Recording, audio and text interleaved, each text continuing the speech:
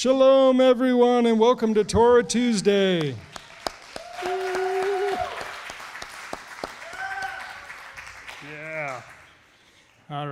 crowd goes wild. Okay, this week's Parsha is Vayigash, and he came near, or he approached. It's from Genesis 44:18 through 47:27. So as we go through this evening, take a little time, write down questions or comments as we read the portion. You should be looking for verses that you can apply to your daily life that will help you transform into the likeness of Yeshua.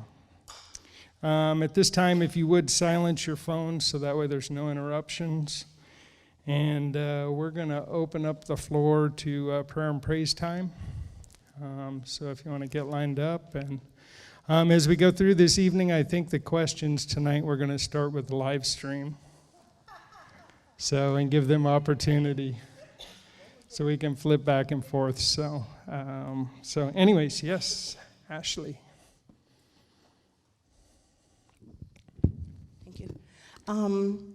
Praises. Agnes had her speech evaluation to see her progress, and she's no longer needing actual speech therapy. She's still going to need her occupational, physical, and her feeding therapy. But her speech therapy, she aged about 10 to 11 years old. So I'll take the strides when we can get them. Yeah. And then, but her PT and OT, she's around 3-4 years old, physically and occupationally. So if you guys can pray that she can progress, because if she doesn't progress, they'll have to close out her program. The other thing is, I pray for travel mercies. I'm right after Torah study. Me and my family are going to go down to Port Charlotte. Get my mom's dog, Port Charlotte, Florida.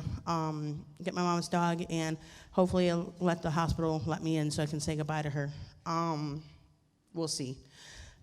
So yeah, if you guys can pray for that we get there and back safely in time for Shabbat. Will do, definitely. We'll keep that in prayer. Any other prayer or praise? Rock. Of course.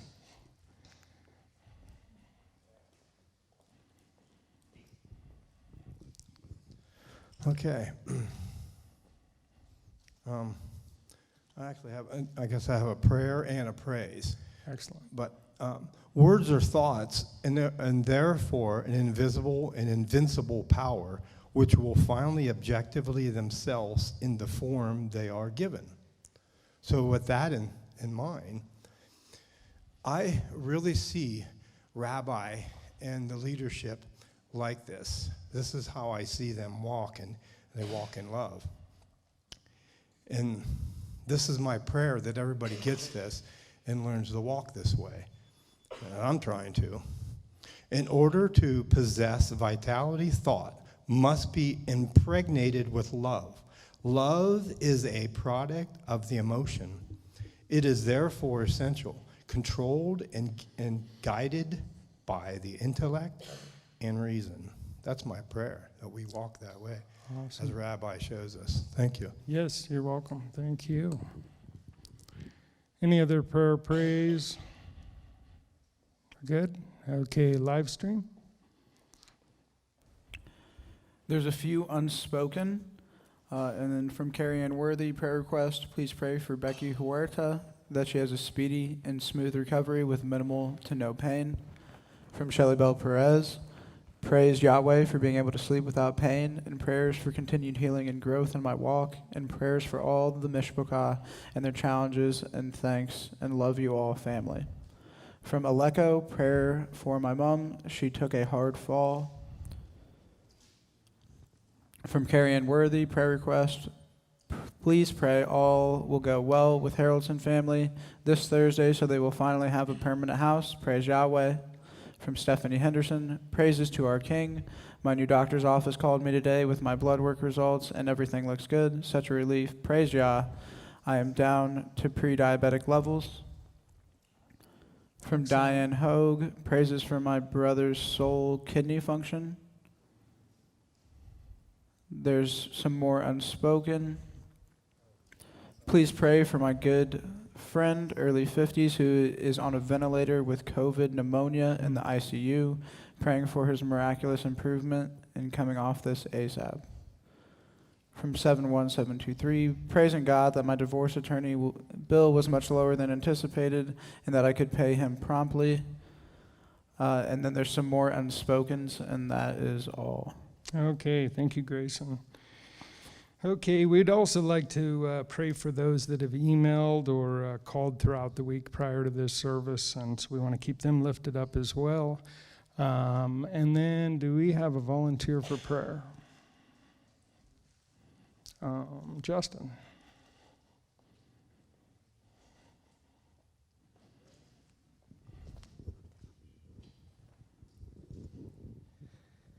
Father Yahweh, we just thank you and praise you, and we ask that you hear all these prayers that have come before you, that they're lifted up before you, and you hear these petitions. Father Yahweh, we just thank you for all the things that you do for us and all the blessings you pour out on us. In the name of Yeshua HaMashiach, amen. Amen, amen. Thank you. Okay. Goodness, allergies are tearing me up. Okay, for the Torah reading, we're gonna need 7 readers for the Parsha. So if we could get those lined up, and we'll read. Just a reminder: write down any thoughts or comments or questions that you might have as we go through this reading, and then when we get to the Midrash, we can answer those. So.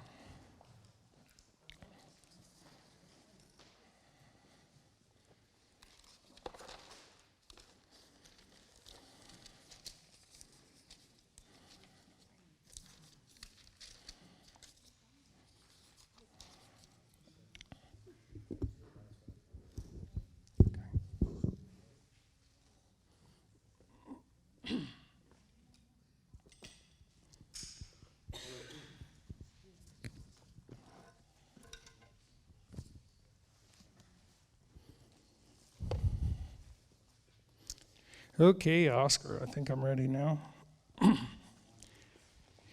He who blessed our fathers Abraham, Isaac, and Jacob may bless Oscar, who has come up to honor Yahweh in the Torah. May the set-apart one bless him and his family and send blessing on prosperity on all the works of his hands. Amen. Okay, Oscar, you're going to take us from 44:18 to 34.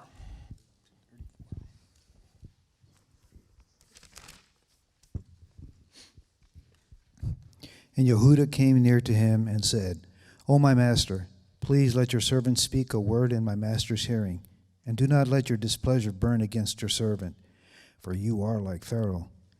My master asked his servants, saying, Have you a father or a brother?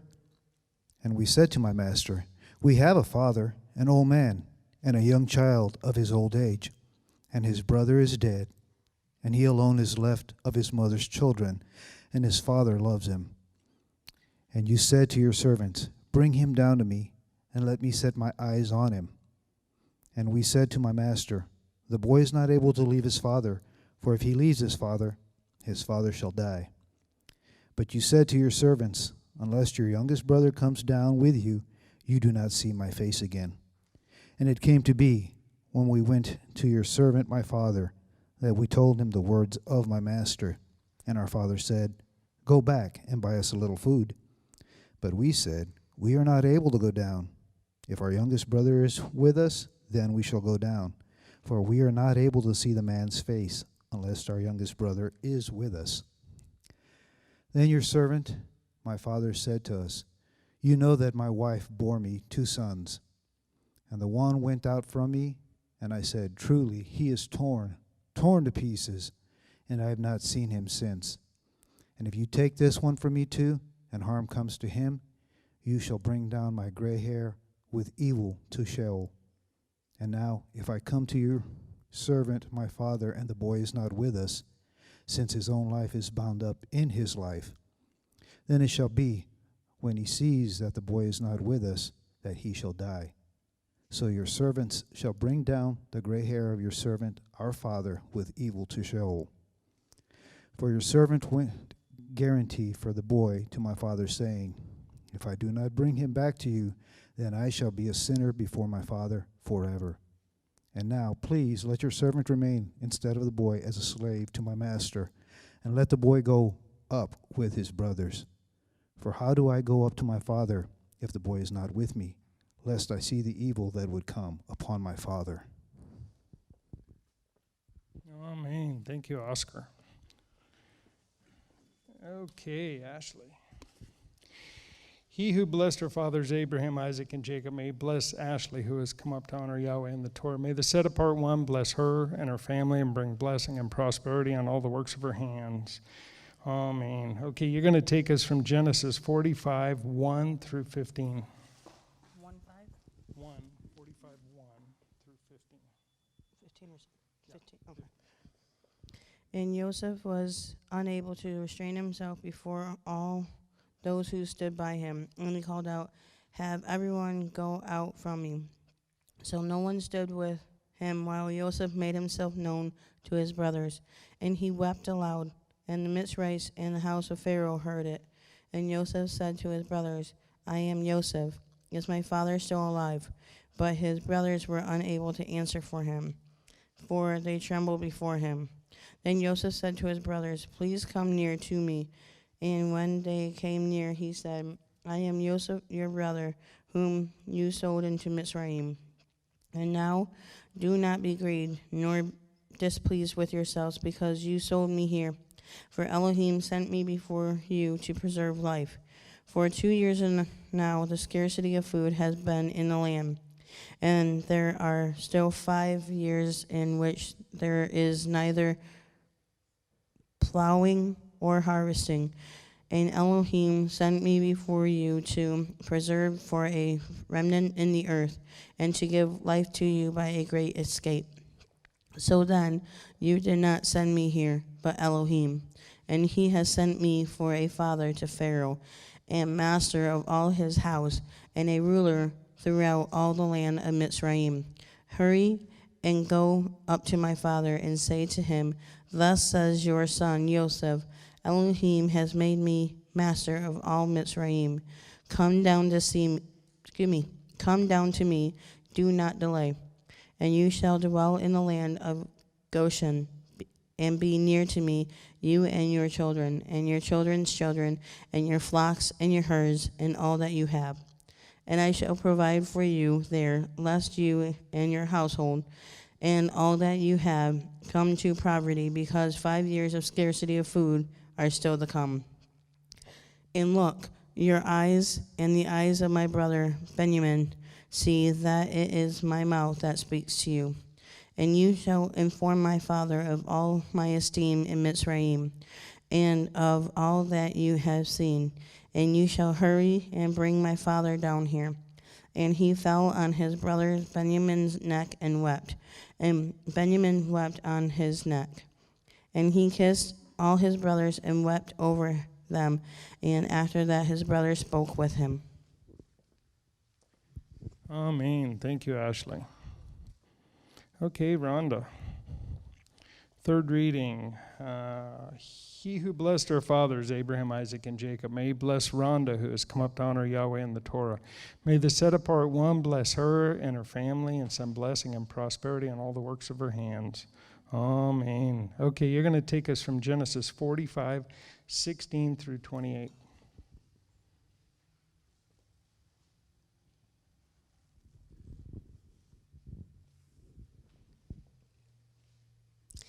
And the report of it was heard by the house of Pharaoh, saying, The brothers of Joseph have come. And it was good in the eyes of Pharaoh, and in his eyes of his servants. And Pharaoh said to Joseph, Say to your brothers, Do this, load your beasts, and go, enter the land of Canaan.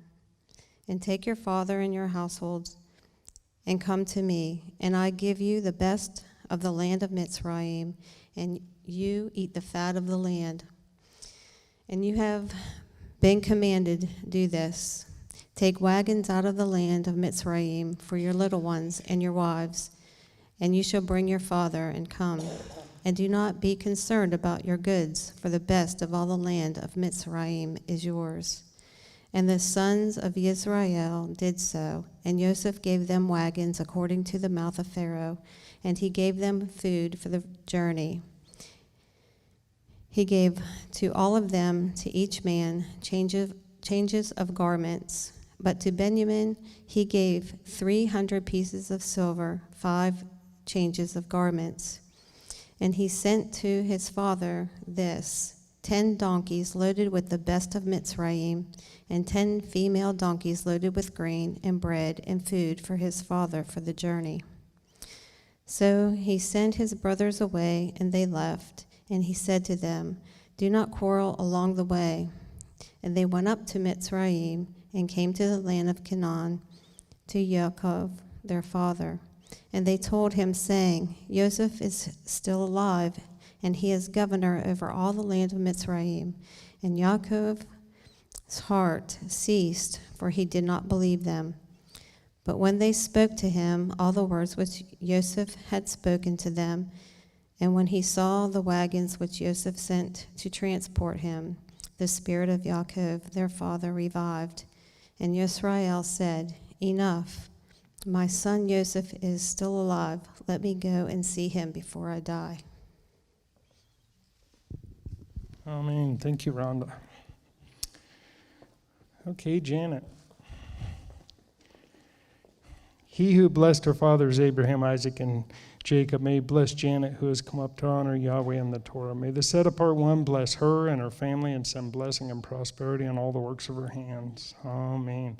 Okay, you're going to take us from Genesis 46, 1 through 18. And Israel set out with all that he had and came to Beersheba and slaughtered slaughterings to the Elohim of his father Yishak. And Elohim spoke to Israel in the visions of the night and said, "Yaakov, Yaakov." And he said, "Here I am." And he said, "I am the Elohim of your father. Do not be afraid to go down to Mitzrayim, for I shall make you there into a great nation. I myself am going down with you to Mitzrayim, and I myself shall certainly bring you up again, and let Joseph put his hand on your eyes." And Yaakov rose up from Beersheba, and the sons of Israel brought their father Yaakov and their little ones and their wives in the wagons which Pharaoh had sent to transport him. And they took their livestock and their property, which they had acquired in the land of Canaan, and came into Mitzrayim, Yaakov and all his seed with him, his sons and his sons' sons, his daughters and his sons' daughters, and all his seed he brought with him to Mitzrayim. And these were the names of the children of Israel, Yaakov and his sons, who came into Mitzrayim. Reuben was Yaakov's firstborn. And the sons of Reuben, Hanok and Palu and Hezron and Carmi. And the sons of Shimon, Yemuel and Yamin, and Ohad and Yakin and Zohar and Shaul, son of a Canaanite woman. And the sons of Levi, Gershon, Kehath, and Merari. And the sons of Yehudah, Er and Onan and Shelah and Peretz and Zerah. But Er and Onan died in the land of Canaan. And the sons of Peretz were Hezron and Hamul. And the sons of Yishashar, Tola and Pua and Yob and Shimron. And the sons of Zebulun, Seret and Elon and Taglalel.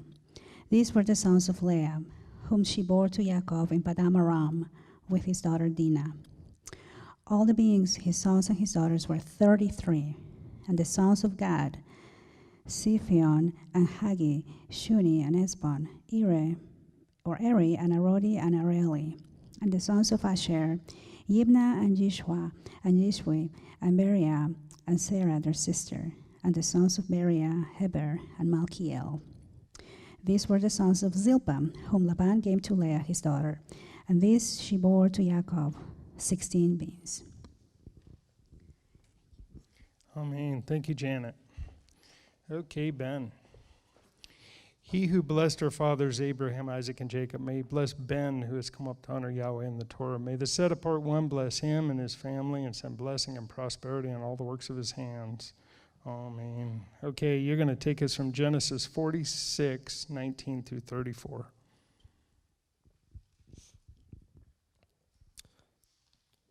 The sons of Rachel, Jacob's wife, Joseph and Benjamin, and to Joseph in the land of Mitzrayim, were born Manasseh and Ephraim, whom Asenath, the daughter of Potiphar, priest of On, bore to him, and the sons of Benjamin, Bela and Becher, and Ashbel, Gera and Naaman, Ehi and Rosh, Muppim and Huppim and Ard. These were the sons of Rachel who were born to Jacob, 14 beings in all, and the son of Dan, Hashim, and the sons of Naphtali, Yatzael, and Guni, and Yetzer, and Shilem. These were the sons of Bilhah, whom Laban gave to Rahel, his daughter. And she bore these to Jacob, 7 beings in all. All the beings who went with Jacob to Mitzrayim, who came from his body, besides Jacob's sons, wives, were 60 beings in all. And the sons of Joseph who were born to him in Mitzrayim were 2 beings. All the beings of the house of Jacob who went to Mitzrayim were 70. And he sent Yehuda before him to Joseph to point out before him the way to Goshen, and they came to the land of Goshen. And Joseph made ready his chariot and went up to Goshen to meet his father Israel. And he appeared to him and fell on his neck and wept on his neck a long time. And Israel said to Joseph, "Now let me die, since I have seen your face, that you are still alive." And Joseph said to his brothers and to his father's household, "I am going up to inform Pharaoh and say to him, my brothers and those of my father's house who were in the land of Canaan have come to me. And the men are shepherds, that they have been men of livestock, and they have brought their flocks and their herds and all that they have. And it shall be when Pharaoh calls you and says, 'What is your occupation?' that you shall say, 'Your servants have been men of livestock from our youth even till now, both we and also our fathers, so that you dwell in the land of Goshen. For every shepherd is an abomination to the Mitzrites.'" Amen. Thank you, Ben. Okay, Isaiah, for our 6th reading. He who blessed our fathers Abraham, Isaac, and Jacob, may he bless Isaiah, who's come up to honor Yahweh in the Torah. May the set apart one bless him and his family and send blessing and prosperity on all the works of his hands. Amen. Okay, you're going to take us from Genesis 47, 1 through 13.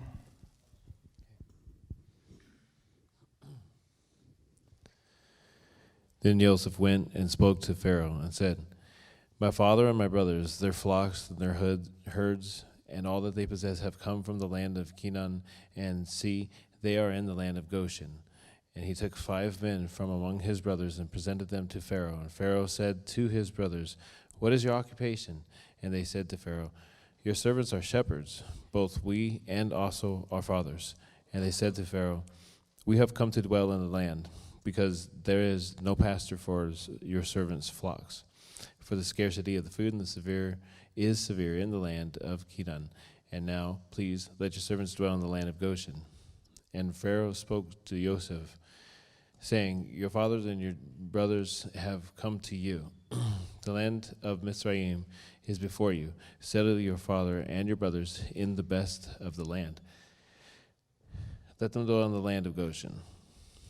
And if you know of capable men among you, then make them chief herdsmen over my livestock." And Joseph brought in his father Yaakov and set him before Pharaoh, and Yaakov blessed Pharaoh. And Pharaoh said to Yaakov, "How old are you?"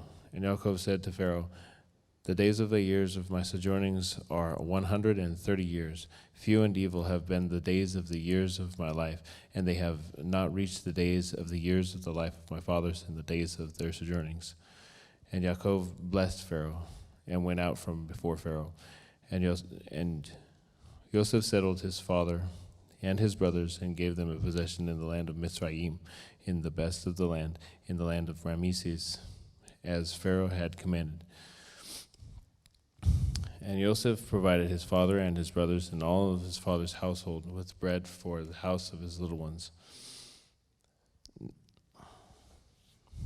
Now there was no bread in all of the land, because of the scarcity of food was very severe, and the land of Mitzrayim and all the land of the Canaan became exhausted from the scarcity of food.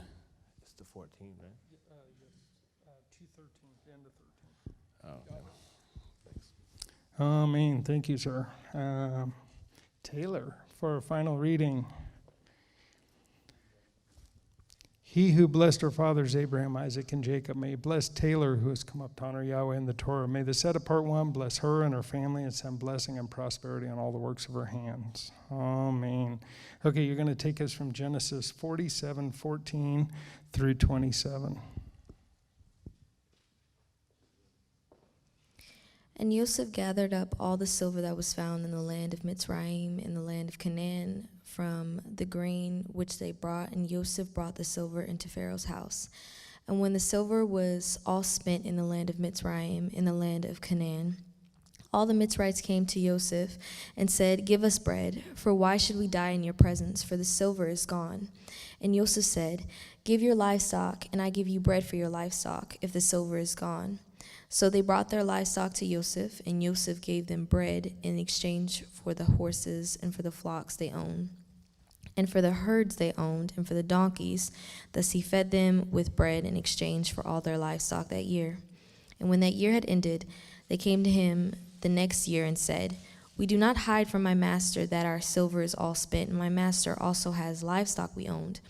There has not been left any before my master but our bodies and our lands. Why should we die before your eyes, both we and our land? Buy us and our land for bread, and let us and our land be servants of Pharaoh. And give us seed, and let us live and not die, and let the land not lie waste." And Yosef brought the entire land of Mitzrayim for Pharaoh, because every man of the Mitzrites sold his field, because the scarcity of food was severe upon them. And the land came to be Pharaoh's. And as for the people, he moved them into the cities from one end of the borders of Mitzrayim to the other end. Only the ground of the priest he did not buy, for the priest had from what Pharaoh gave them by law, and they ate that which Pharaoh gave them by law. Therefore they did not sell their ground. And Yosef said to the people, "Look, I brought you and your land today for Pharaoh. Look, here is seed for you, and you shall sow the land. And it shall be that in the harvest you shall give 1/5 to Pharaoh, and 4/5 is your own, as seed for the field, and for your food, for those of your households, and as food for your little ones." And they said, "You've saved our lives. Let us find favor in the eyes of my master, and we shall become Pharaoh's servants." And Yosef made it a law over the land of Mitzrayim to this day that Pharaoh should have 1/5, except for the ground of the priests only, which did not become Pharaoh's. And Yisrael dwelt in the land of Mitzrayim, in the land of Goshen, and they had possessions there, and bore fruit and increased exceedingly. And Jacob lived in the land of Mitzrayim 7 years, so the length of Jacob's life was 147 years. Ta-da, thank you. Okay.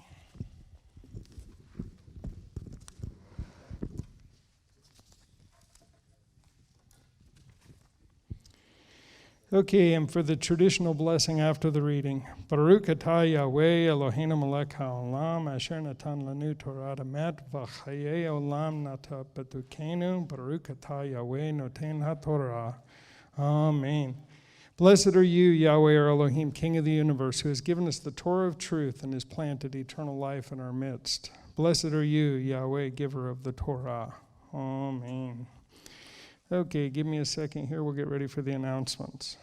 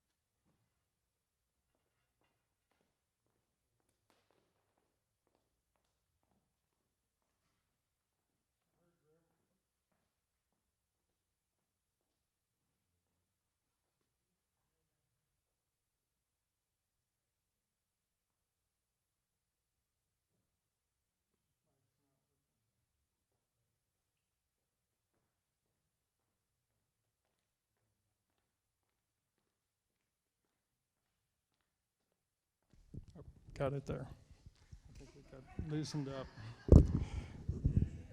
Sorry about that, Marty. Well, Rabbi said that he might come out for the announcements, but I think he's going to stay in his office. So we'll get through these announcements and go on to the Midrash. So as you send in questions, thoughts, comments, give Grace and a break, pay respect to what he's doing on there. Don't give him any grief. And also pay respect to the Shamishes that are online, probably Rob and Kurt, I'm not sure, but, give credence to them. So, just keep it peaceful. So, okay. So let's see, we would like to welcome all our guests, both online and those that are here. Oh, and look, Elder Billy came and joined us. Hey, Billy. Hi, Elder.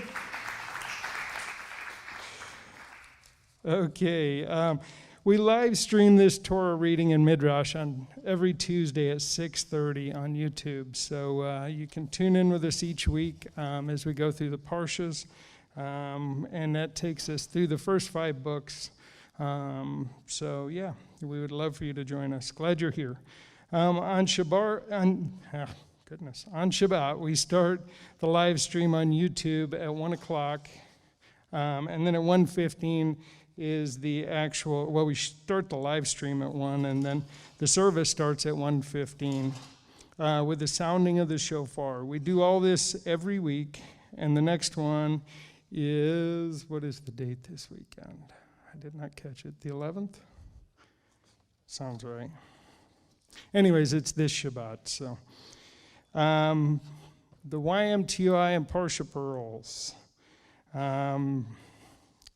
Rabitz and Julie and her team put together the Parsha Pearls. The website is ymtoi.org, and it's for gem seekers and pearl seekers. The gem seekers are Katana Aleph, ages 5 through 8, and the pearl seekers are Katan Bet and Gadol, ages 9 to 19. But they have 9 through 99 because really there's something there for everybody to get. So in the Parsha Pearls, there are child-friendly stories, lesson questions, Hebrew word studies, memory verses, word searches, crossword puzzles, mazes, crafts, notebook pages, coloring pages, songs, and snacks. So there's really a lot there. So I encourage you to go in and check that out. It's all downloadable. It's all on the website. You can print it off, and all of that is free. So let's give Rabitz and Julie and her hand a team a hand. I'm just all tongue-twisted tonight, so I guess that happens. Okay, and then the audio scripture readings by our very own Shira Wendling. So, yay. And she's done that from, basically the entire Bible, from cover to cover, Genesis to Revelations. And, the portions, the Parshas that we go through each week from Genesis to Deuteronomy are broke up. The readings are by portions, so you can go in there each week, listen to the Parsha portion, and be ready for the Torah Tuesday. So, and let's see. And this is free and downloadable also. It's on the website at MTOI.org under media, under scripture reading. So let's give a big thank you to Shira and all the hard work she did. So thank you, Shira. Okay, then we have Torah Time with Rabbi Tom, and that's every Thursday at 1 o'clock. Now, he has been otherwise occupied. His health is improving. I think he might have come home today. I didn't get the final report whether he did or not, but so I don't know if this Thursday there will be Torah Time, but you can send all your questions in to torahtime@mtoi.org. And get that answer, and also get the Zoom link from there. So, or you can call the front office and get that information. So, okay. MTOI is an international ministry. We facilitate congregations in many countries. Because of this, we have zone meetings. So that everyone around the world can ask questions via live stream and Zoom on their Shabbat based on their time zone. Our next zone meeting is Zone 2. It's Shabbat question and answer, and it's on December 11th. The second Sabbath of the month at 10 a.m. Eastern Time on Shabbat morning, so that it is still Shabbat where they're at. And this is in our Zoom room. You can email to get that link for the Zoom room at zoom@mtoi.org, and they'll send that to you. Or if you've been on there before, the link does not change, so it's the same Zoom room, so you can join us on that. Zone 3, Shabbat question and answers, December 17th, the third Friday night, 10 p.m. Eastern Time. which is on the third Shabbat of the month. This again is so that it's still Shabbat where they're at. These areas for Zone 2 and Zone 3, Zone 2 is Africa and Europe and that part of the world. Zone 3 is like Australia, the Philippines, Malaysia, all those areas over there. So, and then Zone 1, Shabbat question and answer. We just got done with that last Shabbat. So the next one, I believe, is on January 1st. And it's the first Sabbath of the month at 1:15 p.m., which is our regular service here on every Shabbat. And it's Eastern time. And we use live stream for the one that we do here for the Zone 1, which is the United States, Canada, South America, Central America, this part of the world. And that's on the YouTube live stream where you can catch that. And then the other two, though, are in our Zoom room. And again, the Zone meeting room link stays the same, but if you need the link, you can email us zoom@mtoi.org. And you can also send questions to questions@mtoi.org. Now, these questions are not questions that you're looking for an immediate response to, but these are questions that maybe Rabbi or Elder Billy will use for teachings or information, or we might address them at the Zone meetings or something to that effect. But you can send all your questions, if you have them, to questions@mtoi.org. And then on December 12th, we have our Leadership Council meeting. Yay! Gotta liven you guys up, and I gotta get my tongue straightened out. So, let's see, the Leadership Council meeting, the next one is December 12th, as I shared. It's Sunday morning at 10 a.m. In the African meeting, and at noon is the full council. The purpose is how can we work together to serve the body on behalf of Yahweh? And I encourage you to pray for these meetings. There's a lot of guys around the world. I think, where are we at now, Billy? Like 30, 35, 37 leaders around the world that get together to serve and answer questions and hear problems, concerns within the body, and hopefully come to a conclusion to, again, better serve and help those in need. So definitely keep it in prayer, and we appreciate all that. So, and then January 2nd, we have Rosh Chodesh Shabbat. Yo. And I don't have any of the information on that, other than it's January 2nd, but I'm sure that will be coming up, and we'll have some more information on that. Normally it's at 6:30, I think. Does that sound reasonable? It'll probably be at 6:30. I think that's a Monday. Is that correct? Yes. Oh, I guess I should look up here. This says January 7th. Wow.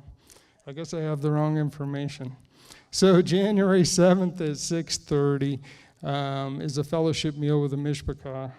Oh, that's for a Rev Shabbat. I'm just all confused tonight. Forgive me.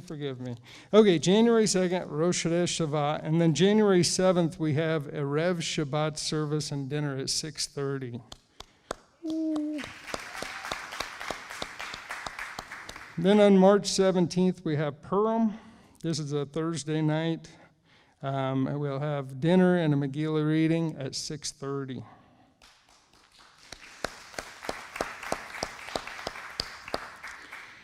Next up is Pesach and Hag Hamatzot.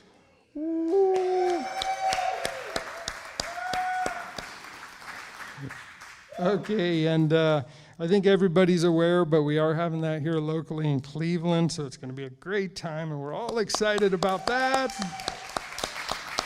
Yes. It's April 15th. At sundown is the Passover meal. This is a Friday night. And then April 16th through the 22nd is Hag Hamatzot. The high days are Saturday, April 16th, and Friday, April 22nd.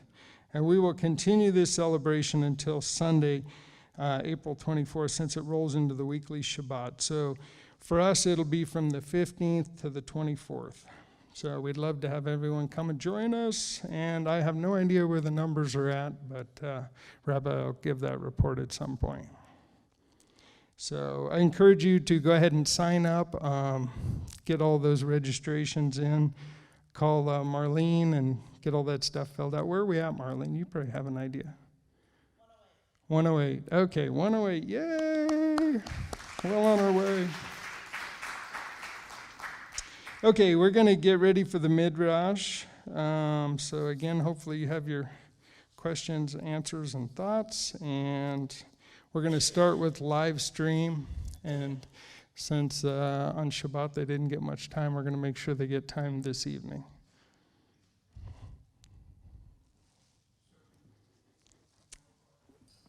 No questions. No questions for the first one, but I do have confirmation from Rabbi Tom that Torah time is a go for Torah Thursday. time is a go. Yay! Excellent. Glad to hear it. Okay, so we are in chapter 44. No questions online for 44.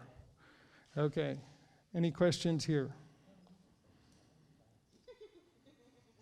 And Janet and Shamash Steve are arguing over who's not going to go first.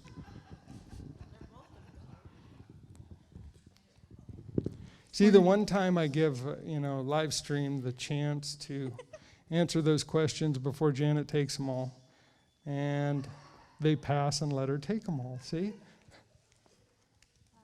Yes, thank you for that introduction.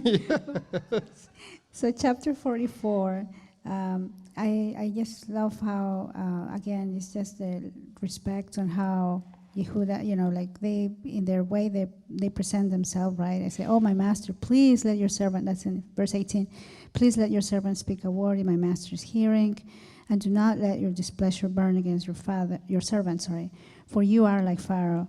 And so, I don't know, it just makes me think about how he was really like Pharaoh, right? I mean, he was the second Pharaoh, so when we approach the king, who is not even at that level, right? I mean, our Elohim is the king of the universe. How much respect we should have, right? How much when respect. we pray before him and come before his presence.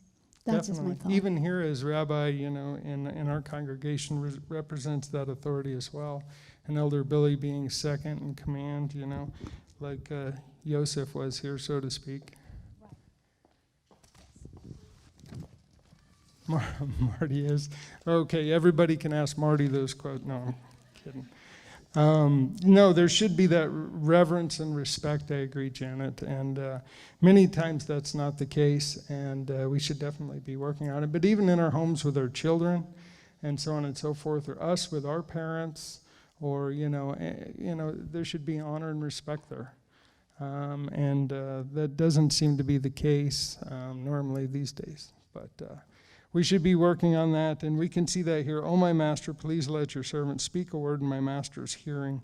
He was humbling himself before, Yosef, and, was just showing that respect. So thank you for sharing that. Shamash Steve. Okay, it's on the same thing because he says in 18, let my servant speak a word in my master's hearing. So it seems like he's asking to be able to say something beforehand, servant to the master. So I guess my comment is, when we have a thought, are we ready to spew out our thought and feelings before we speak? Or maybe if we take a minute before we say something, how we're going to say it would possibly change. So that would be something we could apply to our life today. So that's my thought on that. Yeah, and we think we got a lot of guys in the military here. You don't just walk up to an authoritative figure and just start opening your mouth and spilling it out. You ask for permission to speak, and if it's granted, you give it, and if it's not, you keep your mouth shut. And many times, how often do we run up when Rabbi's busy or Elder Billy's busy, and we just start kind of butting in, and we need to make sure and show that respect and reverence to those here as well. So, thank you, Steve.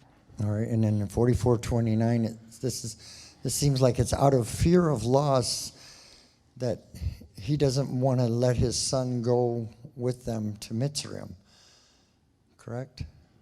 In 29, if you take this one from me too, and harm comes to him, you shall bring down my gray hair with evil to Sheol. Yeah. Okay, so I was thinking, I said another thought is, What do we hold dear to ourselves that we fear the loss of, that we don't or do? So, and I ask us, do we look at our relationship with the Father? Do we hold that so dear that we would want to do what he's asking and not do what he's asking? And the fear of loss of that relationship, do we hold that as dear as we would our own son? So maybe we could think about that. Yeah, definitely. So to what level of importance and reverence do we show and hold that relationship? I agree. And, it's all well and good when we're looking for something, when we have needs or wants, when we're in fear. How often do we go to prayer to the Father or whatever the case may be? But when times are good and things are fun and we don't have those needs and wants, do we still take things before him first, or do we tend to run off in our own direction? So we need to take that into account, and he needs to, we need to go to him first. Yes, okay. Isaiah. Shalom. Shalom, sir. Yeah, I think in 44, we're seeing a lot of concern and care, actually, for each other. You could tell that the fear of loss is not just with Yaakov, it's with Joseph's brothers. And it's probably what they experienced during the time that they lived after what they did to him, after selling him, because they had no idea. But you can really see it like through the whole chapter. I mean, they're really like concerned. They don't want to lose each other or anymore. And yeah, I mean, having little kids, we've watched some of those illustrations on this right here, Joseph. I'm pretty sure it's called Joseph, the cartoon. Mm-hmm. Right? They all standing there in his palace, kind of all have that pain and trauma that they cause themselves, really. Yeah, well, it's been All over. 22 years, right? I mean, 22 years they've been without this brother, and then, Yeah. a lot of pain and a lot of concern and a lot of, they miss him, they don't want to lose another one, at this point. And they've also witnessed their father going through the mourning and loss and suffering for over 2 decades, So, I'm sure they were definitely not wanting this to happen again. So really, what Joseph said, you thought to do me evil, but this turned out for the glory of Elohim. Like really, the change that went on in their heart, in their lives, like that really worked out for their good too. If that's the case, we're kind of like extrapolating more out of this, I think. But it's human nature, I think, because they're still together. Like if they're still together, and they've really kind of lived through a lot of that trauma and pain and trying to make work what they could. So well, just sometimes trying to see that, like the fear of loss is with all of them, in my opinion.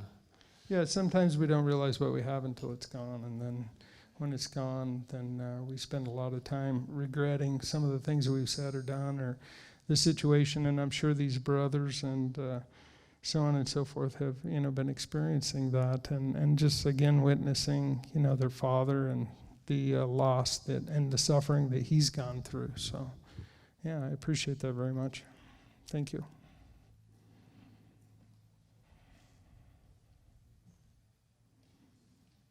Any other questions for 44? No? Okay, live stream anything before we move on? 44? Nothing for 44. Okay, let's go on to 45. Live stream? Nothing for 45. You guys are going to be a tough crowd tonight. We're going to finish at 7:30, and Rabbi's going to blame that all on me. What's that? On the story of Joseph, of all of them. I have question and comment for 2 questions and comments for 45. 45, 20 through 23. How, this is kind of a silly question, but how did Joseph have the authority to give his family livestock and clothes and stuff like that? 'Cause I understand that he's, underneath the king, or the Pharaoh, excuse me, but I still look at him as a servant. Well, down there in 17, it says, and Pharaoh said to Joseph, say to your brothers, do this, load your beasts and go enter the land of Canaan, and take your father and your households, and come to me and give it to them the best of the land of Mitzrayim. Oh, So I totally missed they that. were given permission, yeah. So. Okay, sorry. I totally missed that somehow. Mhm. And then on 45, 5 through 8, I kind of I felt like I got dropped in my head or something with this one.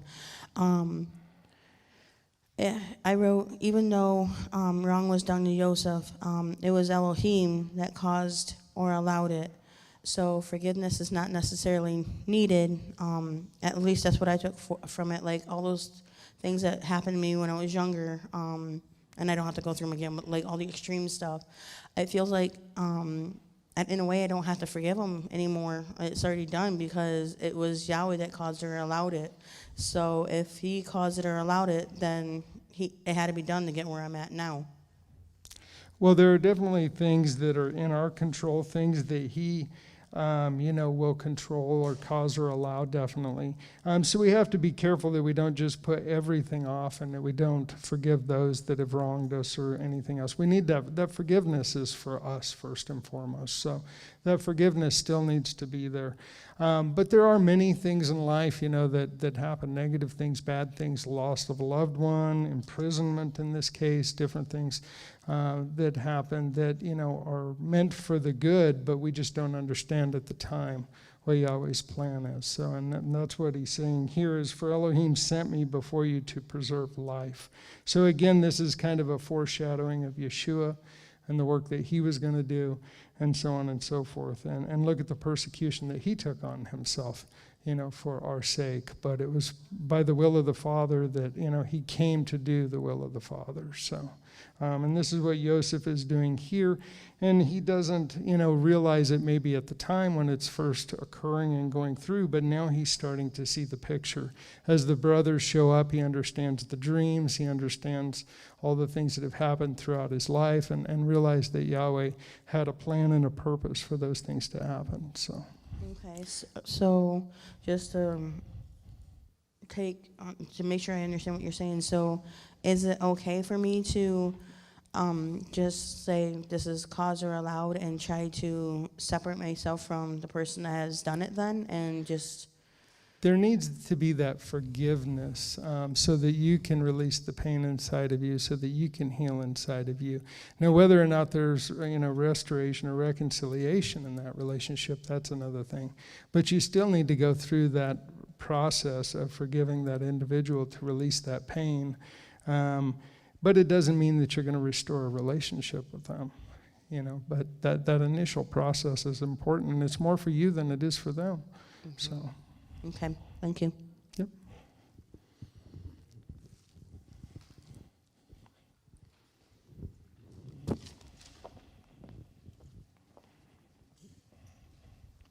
I was going to go with the same verse. Well, that was one of the verses I wanted to touch. When Joseph, I think, we're at 45, right? Sorry, I'm 45, yeah.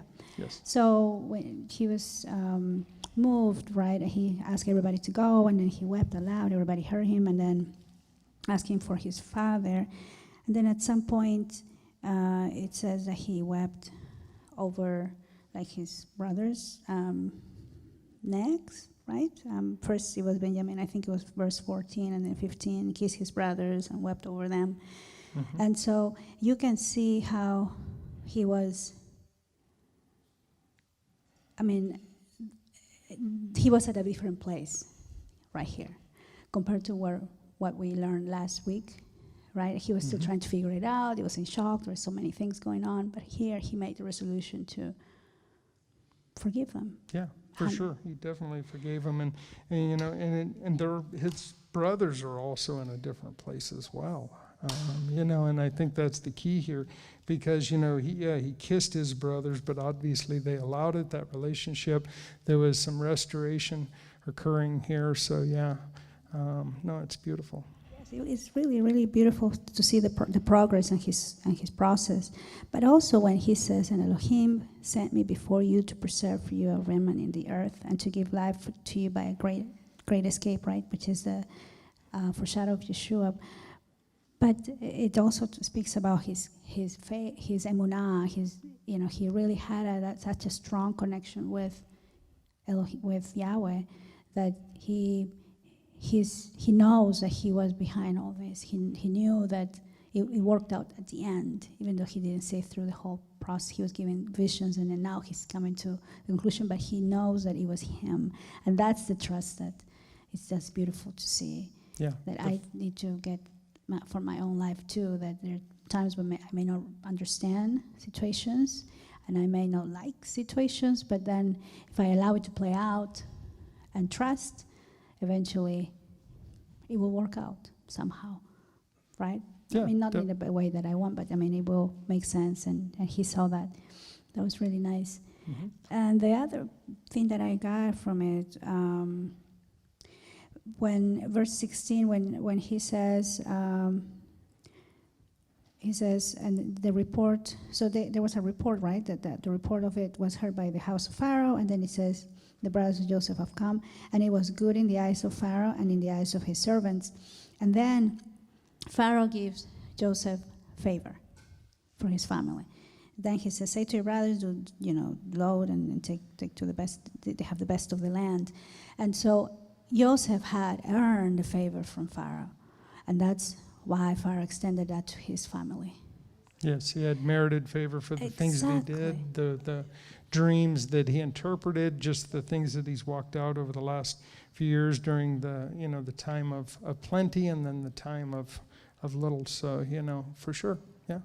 And that's such a beautiful thing to see how we're not Joseph, of course, but by following Torah, we can earn that favor also from our Elohim, because he's not a respecter of people. He will grant favor if we earn it, of course, in our walk, and through us, he can bless other people as well. Yeah, definitely.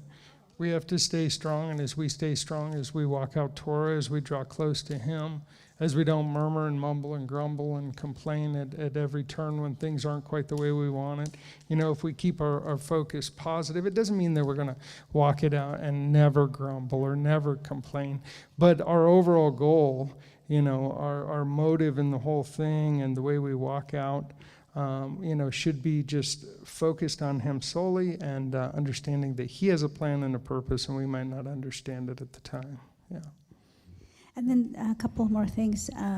24, when Joseph tells his brothers, okay, go and then go get that, or Israel, and he tells them, do not quarrel, right? Mm-hmm. It says, do not quarrel along the way. So I'm like, well, it's exactly what you just said, right? I mean, we shouldn't be complaining and rumbling and doing all this stupid stuff that we do because we're just so, full of flesh. And so we shouldn't be doing that. This is a reminder. It's such a short sentence, but it's a strong reminder. Because obviously he knew the brothers, but we are humans and we do that too. And I take it as a reminder for myself as well. Yeah. Yeah, and if we go back up, we see that, Benjamin was given 300 pieces of silver and 5 changes of garments. So, definitely there was favoritism being shown there. So the brothers very likely could have been upset, because we know in the past that happened when Jacob showed favor to Joseph, and that's the whole reason why, or at least that was the picture that we see of why this all occurred, but it was ultimately for Yahweh's good.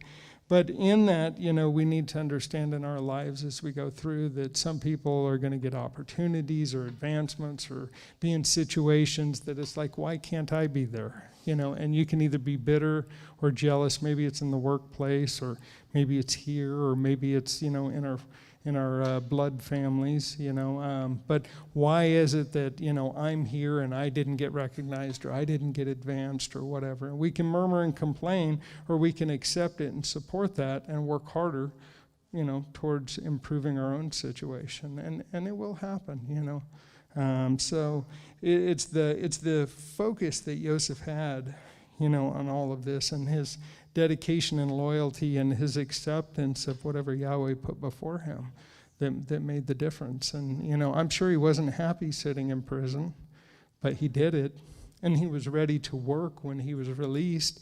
He could have come out negative and bitter and hostile or any number of things, but he didn't. He was focused, and he was motivated to continue pushing forward with whatever come his way. So we need to remember that. Yeah.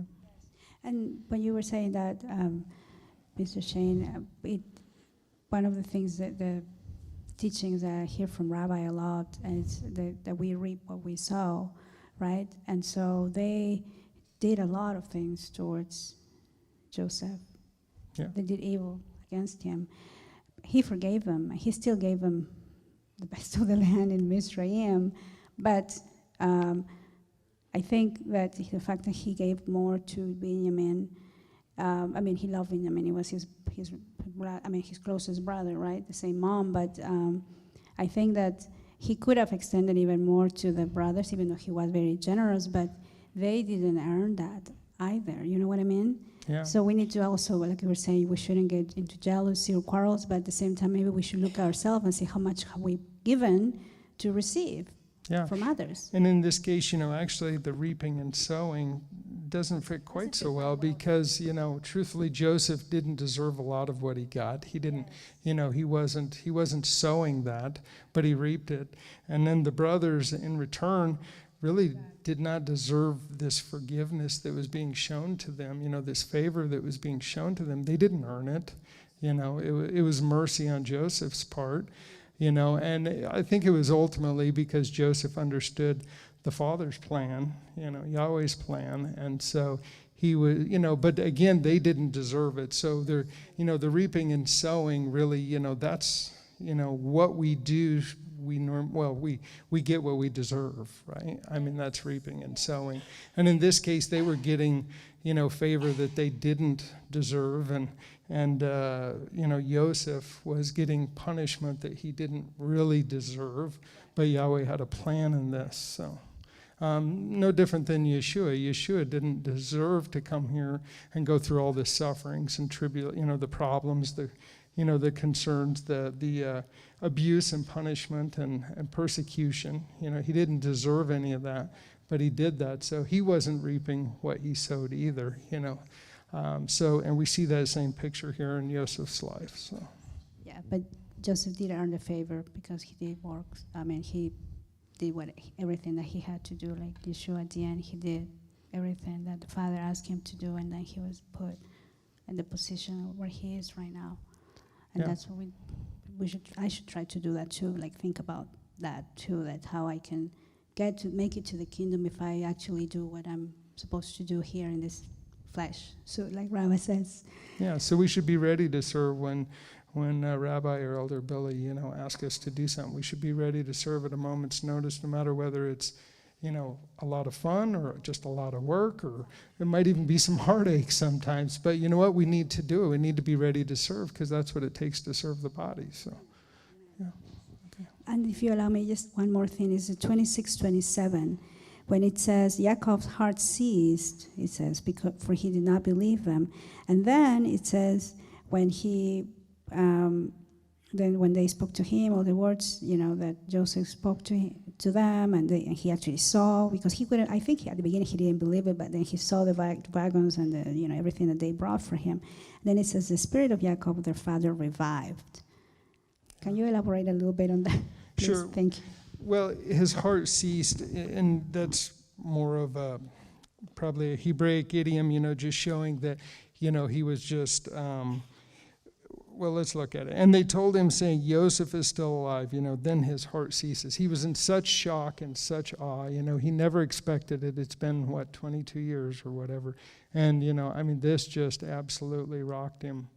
really hard. So, it wasn't that his heart stopped, but definitely, it was a huge shock to him. And then we go on to see the wagons and all of this.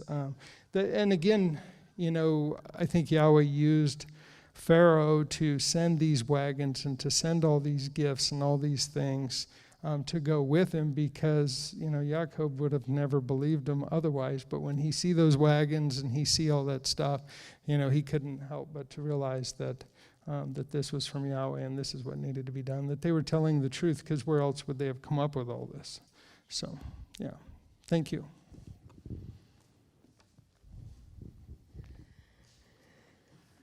Wow.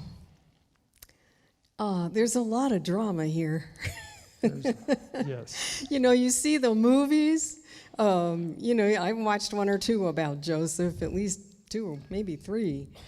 And not one of them shows Joseph just totally losing it. I mean, he had a complete meltdown. I mean, and the whole house of Pharaoh is hearing this. And it kind of spoke to me, because I think in Christianity, we always had the idea, well, we're trying to win people and get them saved and get them into the church, and so we can't let them see that we're human. Mm-hmm. And this didn't hurt Joseph at all. No. Everybody was so happy for him. And I think it's really important that with discretion, we do allow people around us, no matter what they believe or don't believe, to see the reality, what the reality is in our life, and that brings good fruit. Yes. Go ahead. I was just going to say, if we take that, and let's say we take Joseph, and he doesn't work as hard, and he's not as loyal to Pharaoh, and he's not as dedicated, what would Pharaoh's response have been then? So now we have to ask ourselves in our daily lives, if we're not putting everything into it, if we're not working our hardest, why is it that we feel like we deserve something more? So we need to, keep that in mind, and in everything that we do, it doesn't matter. Like I say, if it's serving around here taking out garbage, or if it's at work, working for your employer, or whatever the case may be, it doesn't matter. No job is too big or too small to do. You need to give it 100%, work hard at it, and that blessing will come from that. So that is so cool. Just looking at this whole story,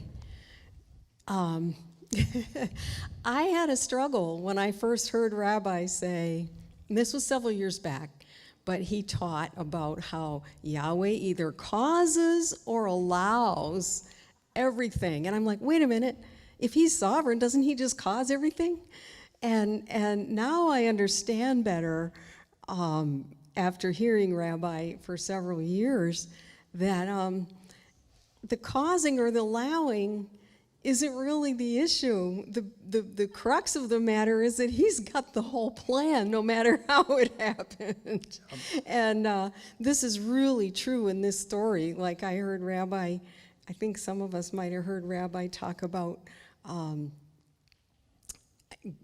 whole trip to Egypt might have been just Jacob not trusting father, but so many times it's repeated that Yahweh had this plan anyway. So, and so that is a real point of emunah. And I also, at the end of chapter 45, at the very end, well, it says in verse 27, when they spoke to him all the words which Joseph had spoken to them, and when he saw the wagons and all this. But I'm picturing, maybe rightly or wrongly, but I'm picturing a whole lot more conversation going on, a whole lot more explanation. I mean, isn't Yaakov going to be saying, how come he's alive? I thought he was dead. What's the story? And I kind of think I see behind the scenes in the last verse when Yaakov just says, enough. It doesn't matter. My son Joseph is still alive. Whatever happened, and just let me go see him before I die. Let's bury the past. Let's just get on with it. And that just ministers to me because I've been going through a season of letting go of a lot of things in my past, you know, dealing with a change of my life seasons and just having gone through the excruciating process of making my final plans, a will, burial plans, all of that, you know, who gets what, and and it really has launched me into a place of, you know, life is short. Even if I was 20 years younger, it would still be short. So I'm just thinking, yeah, let's embrace the seasons. And Yaakov did that. He saw, this is a whole new season. My heart is revived. Oh, I'm just gonna, we won't talk about this anymore. And there's no record of it ever being thrown up in the brother's face by anyone except themselves. And I just thought, you know, the lesson from all of that is the consequences. They, you know, when we're thinking about ourselves, we're thinking about right now, what's gonna be convenient for me, what's gonna feel good for me, you know, right this minute, let's just get rid of this brat who happens to be our brother and wear this fancy coat. They didn't take a minute to think about what it would do to their father. No. And it was so devastating. I think that might be part of the reason that Yehuda left the group. He just couldn't stand looking at his father weeping all the time.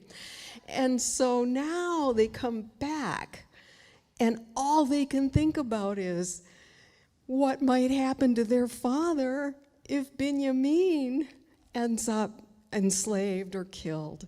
And so they have been through the ringer for 22 years by their own conscience and by their father's grief. And that's a real lesson for me because I can be really impulsive. And I want Father to really teach me, think deeply about what are the ramifications, what's the possible fruit from what you're going to say or what you think you want to do. Yeah, and we get in a situation, we get caught in a moment, many things happen, and then 20 years later we look back and say, oh my, why was that so important? Why did I hang on to that? You know, why did I stay bitter? Why was I upset? You know, there was no forgiveness there. There was no reconciliation, and then we have nothing but regret, right? And that's really what we see here as we work through this story. And, you mentioned looking back in life being short. That's exactly what Yaakov's response is going to be here, right? Life was short. I didn't live as long as my fathers. You know, it was just a rough, tough time for him. And that 22 years, took its toll on him, for sure. So his brothers, or his sons definitely were concerned about their father's state of mind and physical being, because they knew that if, Benjamin didn't return, then it was going to be the end of him.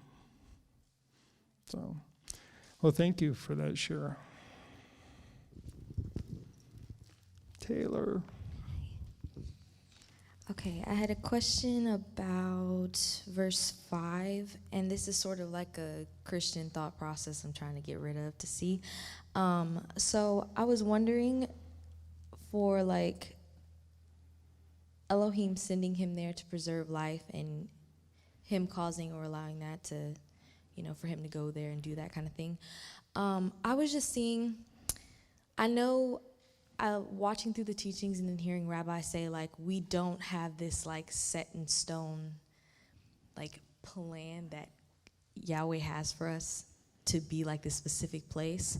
And I always wondered, for all the biblical figures throughout the Bible, were they all just anointed, appointed people for specific things? Did they ever have a choice to, like, say, hey, I don't want to do this. I want to go and do something else that probably will. Well, we get back to what Ashley was talking about, and then the cause and allow. He causes or allows. So, we can allow people to do lots of things, good, bad, or indifferent. If he causes, that's his specific intent and how he wants this walked out. If he allows, he gives us the opportunity to make some of that choice to some degree, and he allows us to go through that. Maybe it's a good choice, maybe it's a bad choice, but we're going to suffer those consequences, right? So that's the allowance. So it's not specifically like he's just directing our every move and we have no choice in the matter, and all is going to be decided for us. But if he causes, that's one thing. If he allows, he's giving us that opportunity, which he could stop at any point in time if he wanted to, but he allows us to make that decision, and sometimes it's not for our benefit. Okay, thank you. Mm-hmm.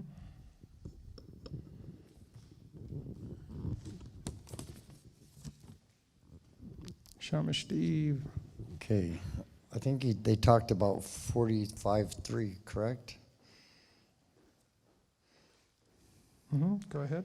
All right, no, I'm just asking because I don't want to repeat that one if that's what it was. No, I don't think Okay, I don't think anybody's really mentioned it. It says, but his brothers were unable to answer him, and they trembled before him. So was that because they were feared of repercussions for what they had done to him earlier? So that's why they were just like, oh my gosh, he finally has us where he wants us, so now what's next? Yeah, he's the second in command to the world, right? And any number of things could happen. He could unleash whatever he wanted to on them, and they were scared at this point, saying, oh my, what kind of consequences are there going to be? So, yeah. Okay. I was just trying to make sure I understood what was there. And then 44:5, it says, for Elohim sent me before you to preserve life. So is that indicating that Joseph knew Abba's plan before, or he knew after he got to where he was as far as the second command of Mitzrayim? What verse was that again? I'm sorry. 45:5. 45:5. Says, Okay. for Elohim sent me before you to preserve life.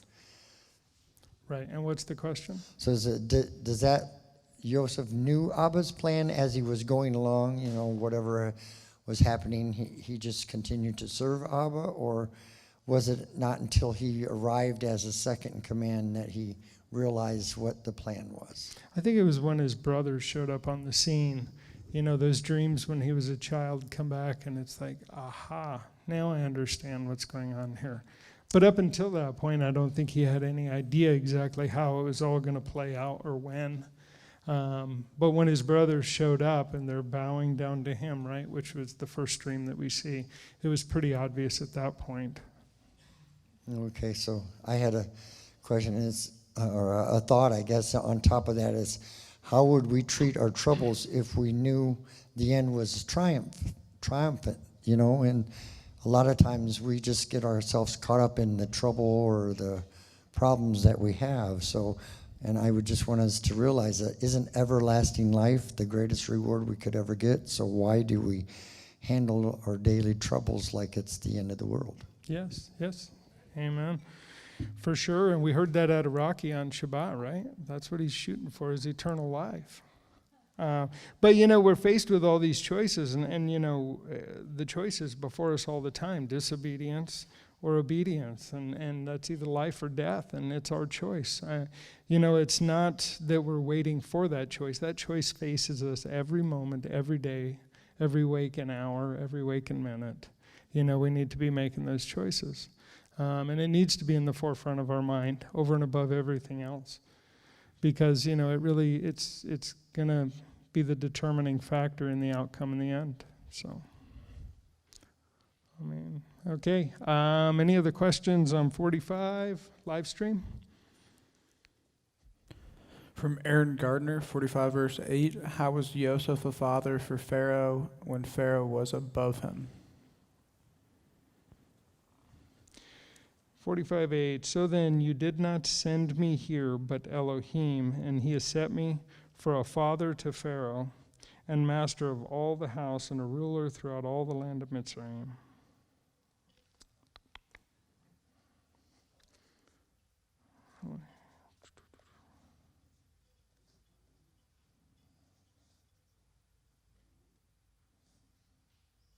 He's just saying, so you didn't send me here, but Elohim did, and he has set me for a father to Pharaoh, and master of all his house, and ruler throughout all the land of Mitzrayim. That is kind of a tongue twister. I'm going to leave that to Rabbi. I'm not quite sure I have a specific answer.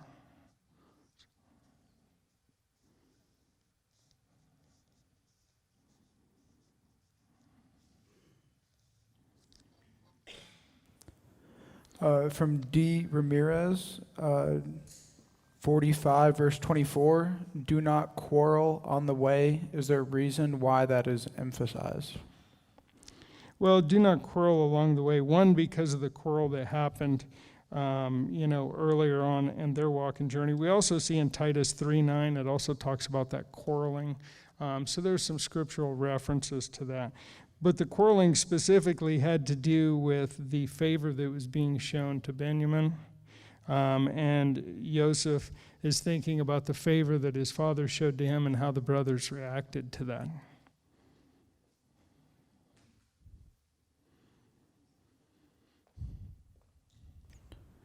And then for the last of the chapter, this doesn't have a verse, and it's a comment from Yanni.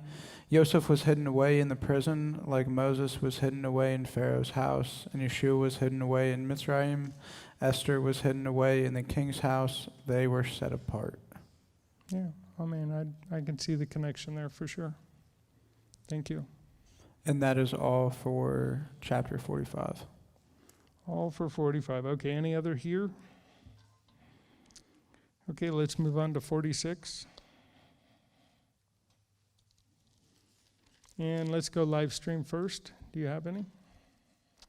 From Yanni, verse 4, let Yosef put his hands on your eyes. Later, when Yaakov blesses Joseph's children, he can't see the children. What does it mean in verse 4? I myself am going down with you to Mitzrayim, and I myself will certainly bring you up again. And let Yosef put his hands on your eyes. Again, it's kind of a foreshadow and a thought. It's a healing process. It's that obviously he wasn't seeing things properly, but we also see this with Yeshua, and Yeshua is healing those that are blind, and he puts his hand over their eyes and so on and so forth. So I think it's a foreshadowing of, with Joseph and Yeshua is what we're really seeing here.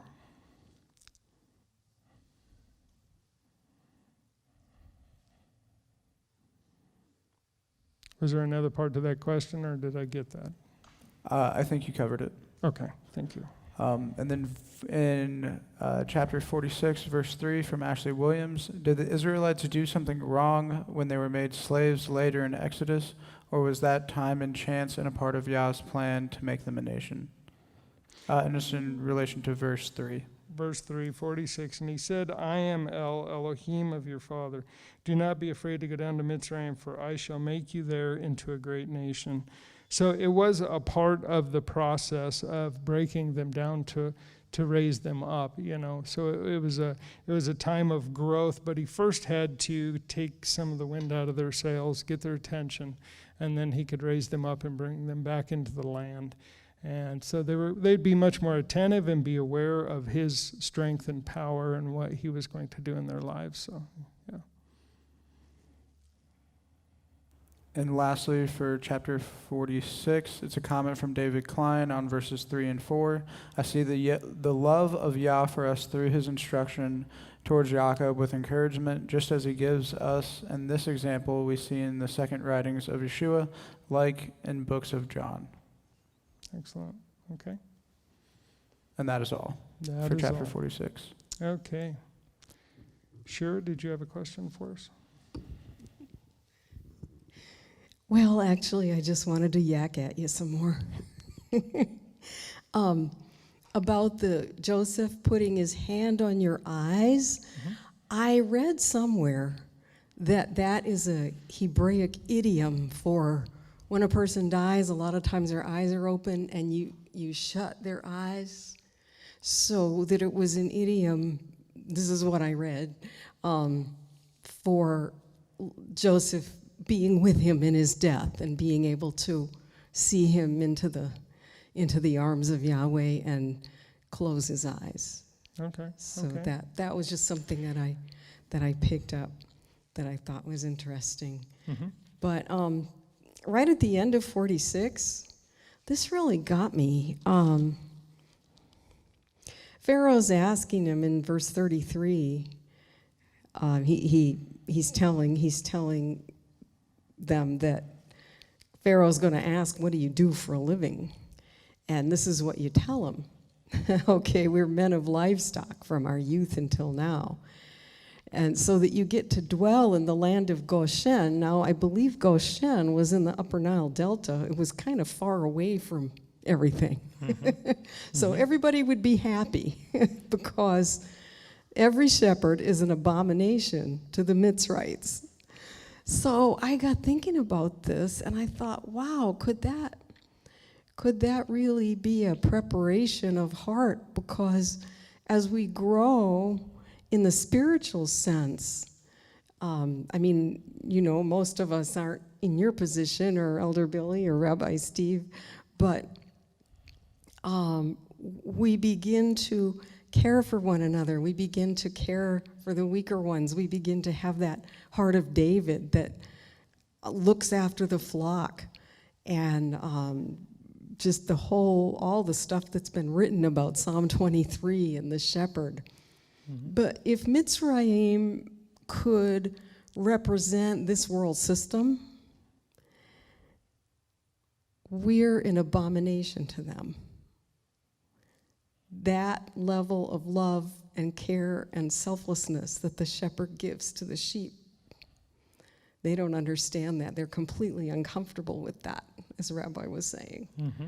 So I just wondered if that was a valid connection, because I thought it was really interesting that these Egyptians, you know, they love their meat and everything, but they're just too proud. Their culture, you know, they have a class system or something, because shepherds are way down on the totem pole, so to speak. They are way down, but also, you know, the Egyptians worshipped a lot of strange gods, and this also, the sacrifice and the shepherding had to do with the religious worship of Egypt as well, so that was the reason why they did not like shepherds. Could you explain that a little? Well, the eating of animals, the raising of animals, and then also the sacrificing of animals and so on and so forth was the parts that they did not appreciate. So, and it's because of the way they elevated some of those animals, you know, and worshiped them as gods themselves. So that was where the problem was. So it was their false worship. The animals have to be sacrificed, but it's really horrible that they have to be sacrificed or something. Well, it's because they honored these animals, and because of what the shepherd does with the animal, the reason why they're raising them and what their purpose is, these are the things that they did not like. Oh, so it was a religious. Yes. Well, I mean, there's definitely a connection, and I like your picture that you're placing there. I mean, I don't think you're far off. In many ways, but I think, you know, the big picture here, we see that, you know, it was because of religious rites of Egypt that they did not like shepherds, and that's where the problem really was.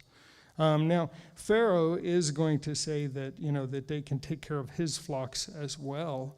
We're going to see that picture here as well, I think, in the next part of the chapter, but we'll talk about that when we get there. Thank you. Thank you.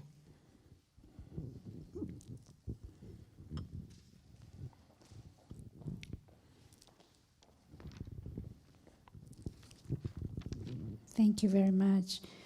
That was really good.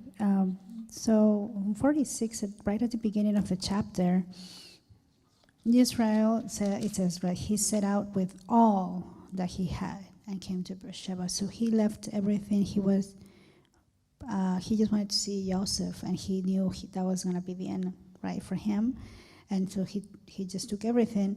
But then it says that, so it's almost like, I mean, let me think a little bit about, I don't know, at some point you were saying that we only value things when we lose them or something like something. There was a comment about it earlier. Mm-hmm. But I was thinking that when we moved from Texas to here, I mean, we left our house, we left whatever we had, right? I mean, we brought some furniture and stuff, but I don't miss it at all. I mean, I kind of like, we knew this was going to be it for us, right? This is the final stop. Unless Rabbi says we need to move somewhere else, and we'll go with everybody else. But for us, this was the final stop, and I feel like kind of like the same way with Yisrael. I mean, he was advanced in age, and he knew that he was not going to come back, and that's where Joseph was. That was his final destination. But then he says, Elohim spoke to Israel in a dream or in a vision of the night. I guess vision is the same as dream. Is that true? A vision of the night. So yeah, it would probably Could be a dream. Yeah. Right. And then he's Jacob, calls him, here I am, Hineni, and then he says, I am the Elohim of your father, do not be afraid to go to Mizraim. And then for I shall make you there into a great nation, which is the same kind of, I think, the promise. Is that what it is? The promise that was given to Abraham. Yep, that the divine presence will always be there and it'll be with you, yes. Yes, yep. But also is that about, when it says the great nation, is it because he will be multiplied and he will be the father of many nations? Yeah, when he brings them out, and brings them into the land, he's going to make them into a great nation, yes. And those are the promises that started with Abraham and Yitzhak and Yaakov, yeah. But I'm sorry, I missed something before. I wanted to mention when it says at the beginning, when he says he set out with all he had, and then he slaughterings to the Elohim of his father Yitzhak. That was verse 1. Right. He set out with all that he had. He went to Beersheba, which is the seven wells, or the seven, the oaths, well of oaths, is what that place is, and slaughterings to Elohim.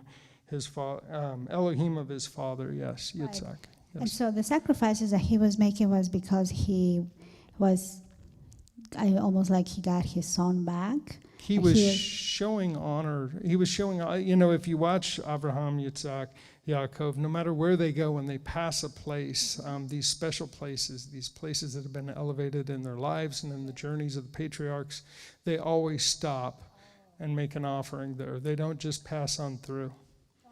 It'd be similar to, let's say there was, Rabbi and Elder Billy get, 5 or 6 or 7 different locations. Well, when you're passing through an area, and if you were close by, right, you're not going to skip over it. You're going to stop in.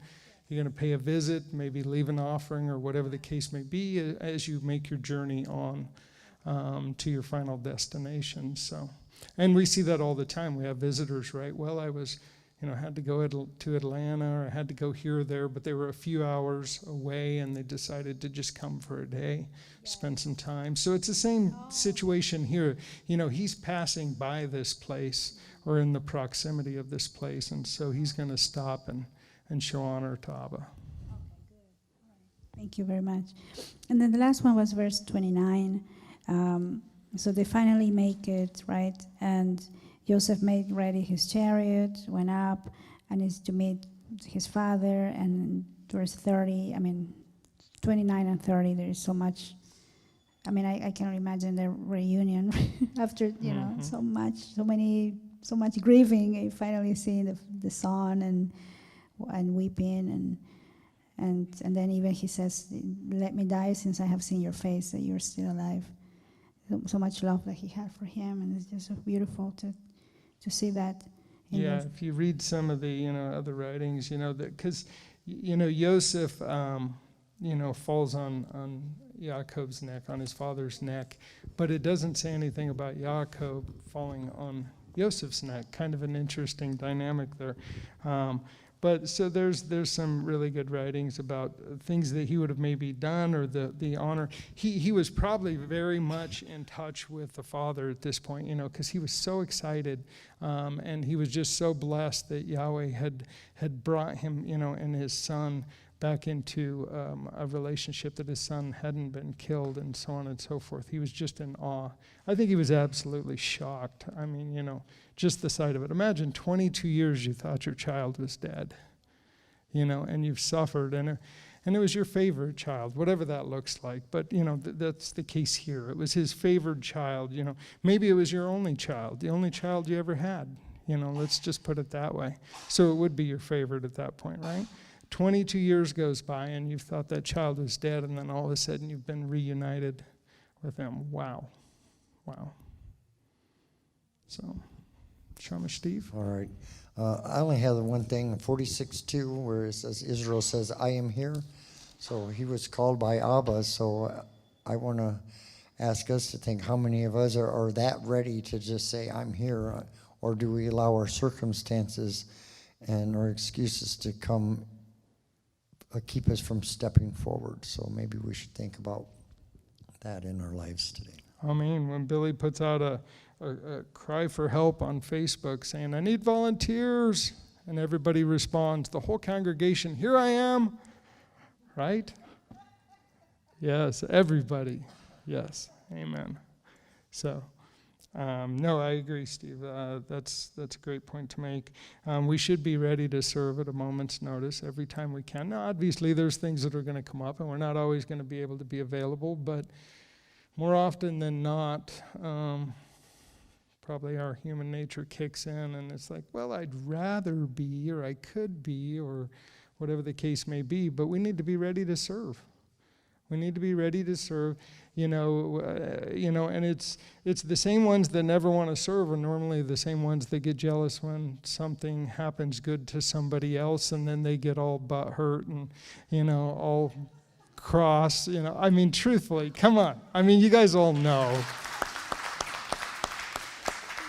But, rather than getting upset and butthurt, how about dig in, be ready to say, here I am, and let's get busy. We got a lot of work ahead of us with everything that Rabbi's got in store, and Elder Billy, and the people that are coming, and the new building, and the property, and I mean, we have so much work, guys. And then just the needs in the body, there's so much need just in the body.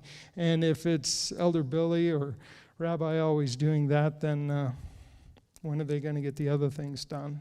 So we need to be ready to step up. You guys had to deal with me tonight, I mean, Rabbi could be out here. You'd get a much better teaching, I know, but I'm here to step up and try to help out, fill in where I can, and if I make a mistake, I'm sorry.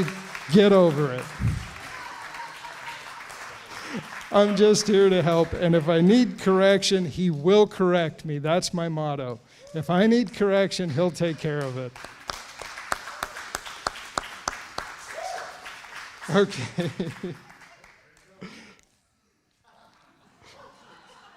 Don't do that to me, Rocky. Don't do that to me. Okay. All right. Any other questions on 45? 46, sorry.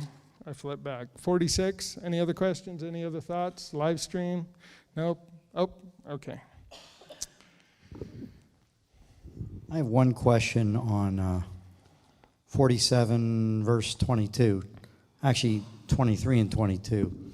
It seems here, it says, only the ground of the priests he did not buy. He was buying their land, bought their livestock, and so forth, so they would be able to eat. But here it mentions priests.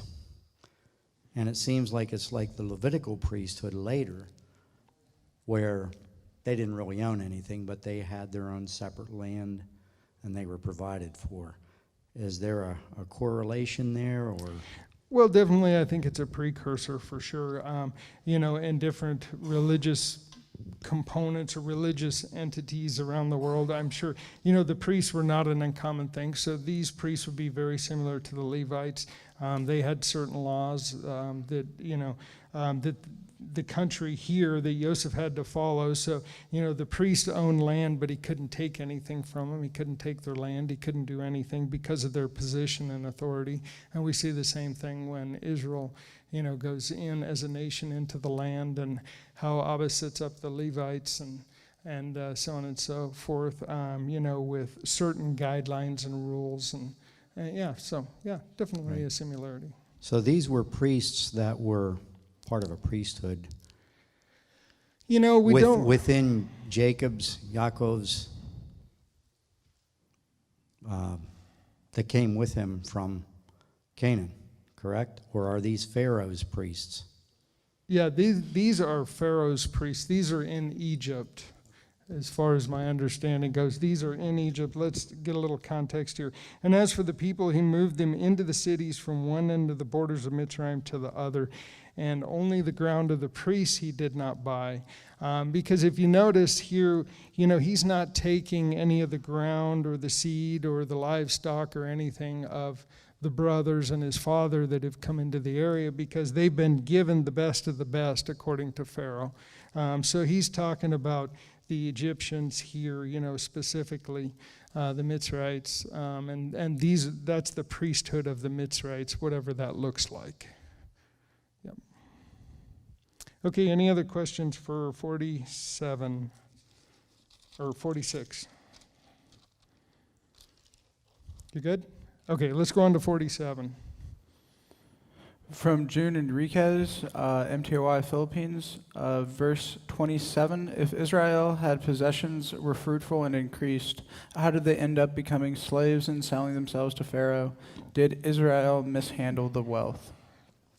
Well, we see as time went on, the Pharaoh or the leadership, the Pharaoh had changed in Egypt, from different to different people. The position was still there, but the person filling the position had changed. And as time went on, they forgot about the works that Joseph had done and, the time frame. It's just like us today. We look back at history, but yet we tend to forget a lot of history and the things that we should be learning from that history. And in this case, the pharaohs, as they changed, then they forgot about Joseph and the dreams and the impact that Joseph had on Egypt at the time.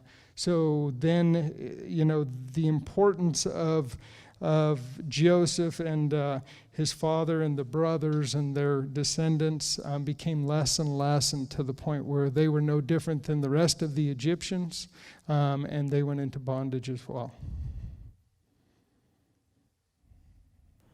And lastly, a comment from Rabbi Tom. Israel had a favored position in Egypt, so likely the Mitzrayim became jealous. Israel also became arrogant. Bad mix, led to persecution. We must be careful. Okay, thank you, Rabbi Tom. And that is it for chapter 47. Okay. 47, anything here? Janet?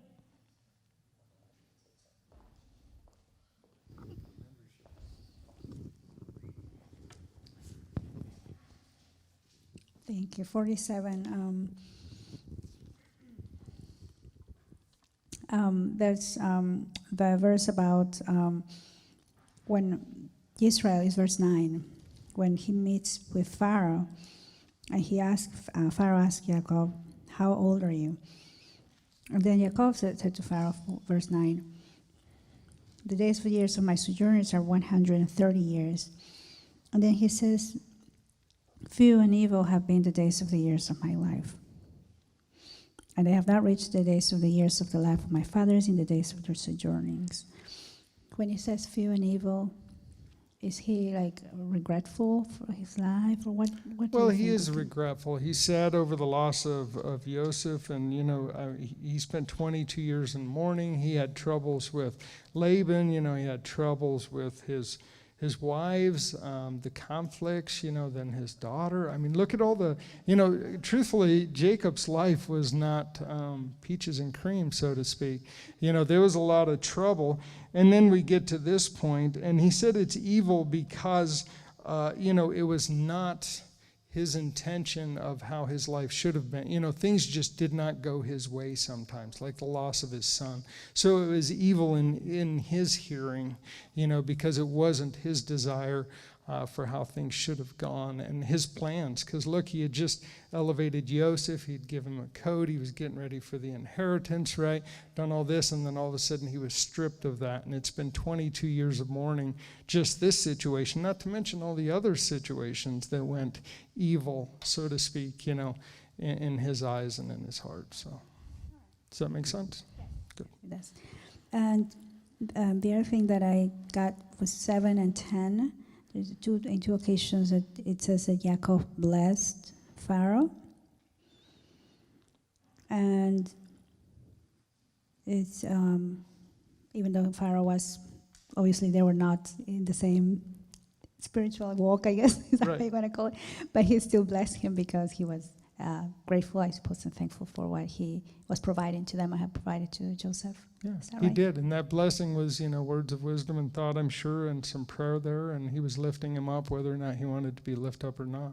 He was a guest there, he was being elevated, so, but, when he walked in and when he left, there was two different blessings there. So when he entered and when he left, and like Rabbi says with, Jews today, they pray for this, pray for that, pray for everything. And we should be that way too. We should be taking it before the Father. It's a beautiful tradition, everything that we do, everywhere we go, just to make it from one point to another point is a blessing, because look at all the dangers in between. We take so many things for granted. We take this place for granted. We need to be more thankful, and we need to spread that blessing and lift that up before the Father at every opportunity.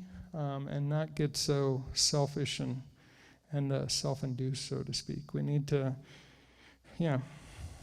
that's it. Yeah. That was really good. I appreciate what you said.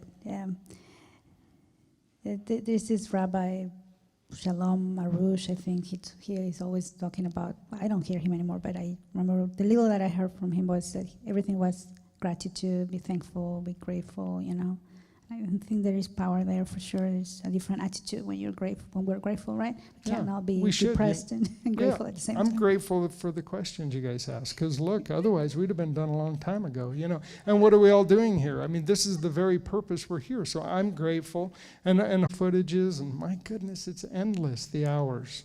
I'd love to know how many hours it takes just to put this together week upon week. Truthfully, man hours of people that are serving. A lot of times, for no payment or, nothing in return for themselves. They're just volunteering. They're just trying to help. And we need to be grateful for all that. Yeah.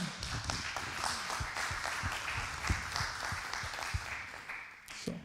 Thank you again for everything. It was really good today. Then the other thing that I wanted to share or mention that got my attention was when it says that Joseph, verse 12, it says that he provided for his father. Joseph provided his father and his brothers and all his father's households with bread for the mouth of the little ones. But there was scarcity of food. Okay, so first off, Joseph provided. So that was, again, that favor that he received and he provided for them is almost like Yahweh our Father provides for us too, right? For everything that we need. But there was no bread in the land, but it doesn't say that the Canaanite, the Israelites suffer from it, because there was provisions, right? Like Joseph, it says in verse 15, when they come to him asking for food.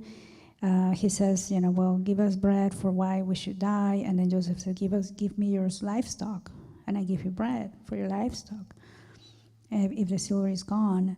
And then after they ran out of the livestock, he's buying the land, right? Joseph bought the entire land. It says in verse 20, he bought the entire land of Mitzrayim for Pharaoh, because every man of the Mitzrayim sold his field, because the scarcity of food was severe upon them. So they continue to be provided, and the life was extended. Is what he said before. That what did he say? To preserve life is what we read, right, in chapter 45. So he continued to preserve life for them, and my question was about verse 24, when he says that you shall give 1/5 to Pharaoh, and 4/5 is your own. Right? And then he actually made a law in verse 26. Joseph made it a law over the land of Mitzrayim to this day that Pharaoh should have 1/5, except for the ground of the priests only, which did not become Pharaoh. So it's almost like the possession, or not possession, but the land for the Kohen, for the priest, the Torah is their inheritance, right? They have an inheritance. That's them, that's theirs, right? Like the tithe, it goes to rabbi, and he decides how he manages that. And so it's a little bit of a similarity with the laws that they have, but then it says the 1/5 goes to the Pharaoh. So I just wanted to ask if you could elaborate a little bit on that, if you have any thoughts on that. Sure. Well, we look at the 1/5, and they were like, at this point, indentured servants, or, basically they had sold their animals, they had sold their land, and now at this point they're basically selling themselves into bondage. And I think a lot of this is Abba's preparation. He needed to get Israel into Mitzrayim, and he needed to break down Mitzrayim in the coming years, to the point where, because he was planning on shifting and shaking up the whole world, right? Israel was going to become a nation. They were going to become the leading power, so to speak. They were going to be a very prominent nation, and that was his plan. And Mitzrayim was going to be diminished, right, to next to nothing. So this is all in preparation of that over the next couple of hundred years for this to all take place. But the 1/5, we can look at it in several different ways. But, the Mitzrayites, look, if they were given 4/5, and that wasn't enough, that's quite a bit, 80%, right? If we take our first and third tithe, right, so on and so forth, we're pretty much there as well, right? That all goes to Abba. So what's really the difference? So he wasn't asking for anything that was like out of line. 1/5 sounds like a lot, but whenever we start thinking about our walk and our journey, 1/5 is it's right in line. There's nothing wrong with that. And look at what Pharaoh has done for these people, and what Joseph, in his position and the planning and so on and so forth.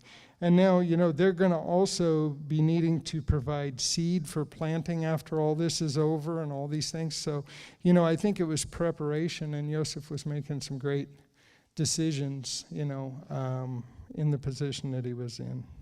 So.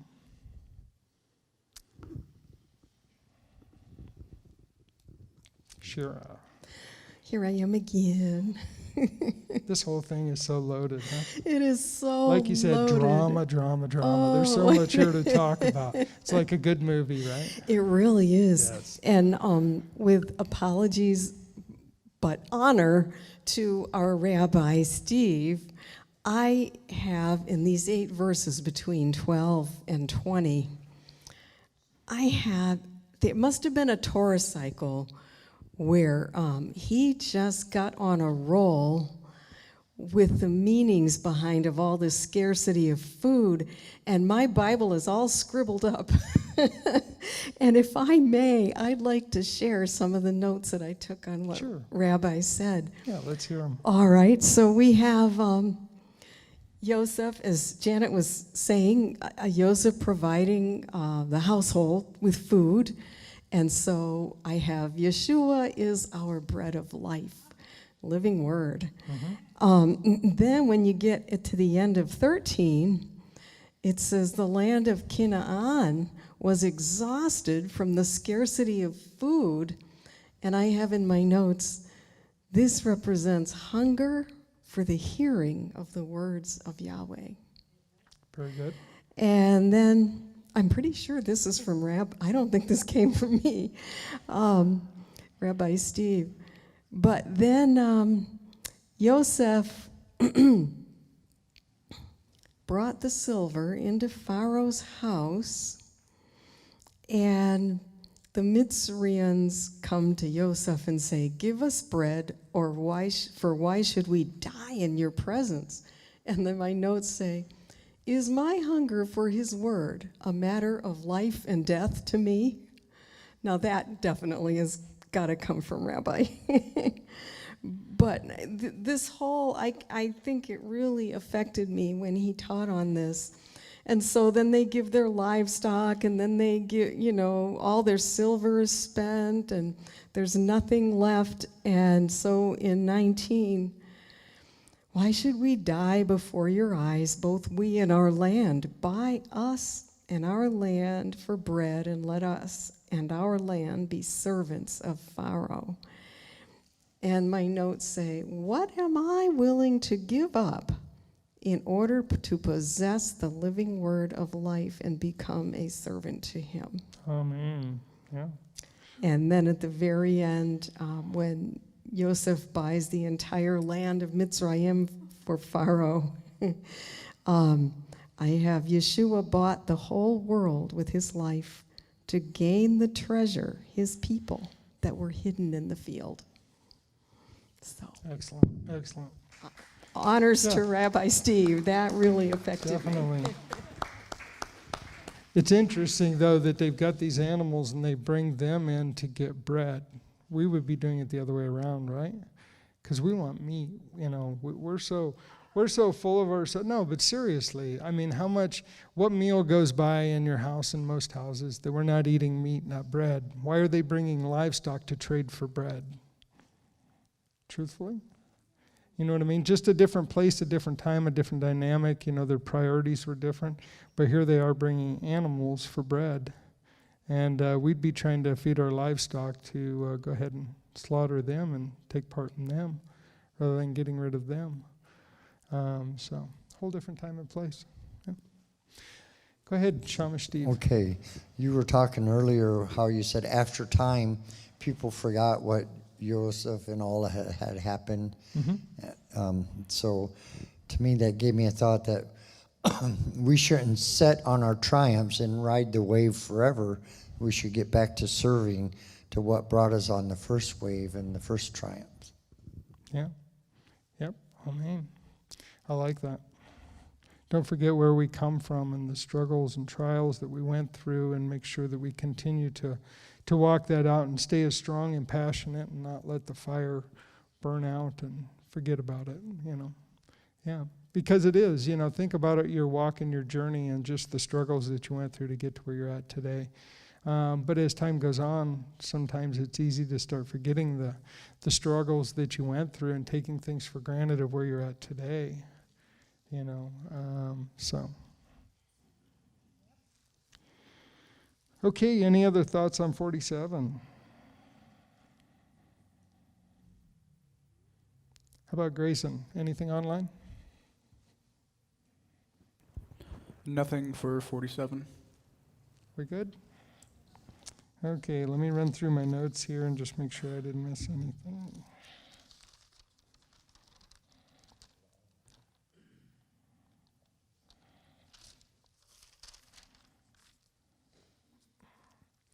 I guess just one of the thoughts I had overall on this whole portion, that we should think about is the words, every challenge is a vision.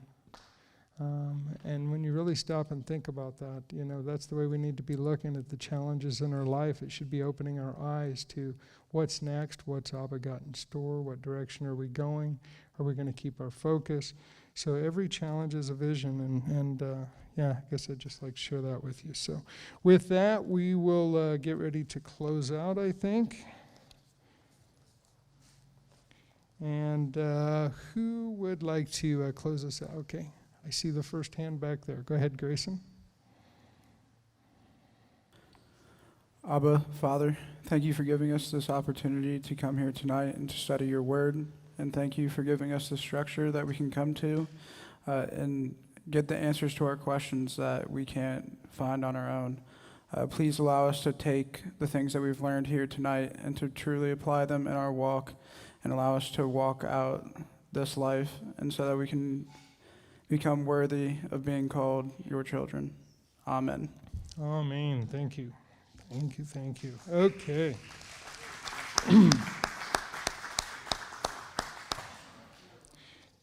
Okay, if you guys would like to come up here, we'll get ready to wave goodbye. I do want to say thank you, though, to all the questions. Looked like it was going to run short, but you guys pulled through, and maybe I won't get in trouble because we've been 2 hours. All right. Anyways, and also to all the readers, I appreciate everybody coming up and taking those readings. And Janet read all those Hebrew names tonight, and that was awesome. So, okay. So we are going to, on three, say Laila Tov, Shavua Tov, and we love you. Ah, excellent. Oh, creeper. Here he comes. Go ahead. Okay. Okay, on three. 1, 2,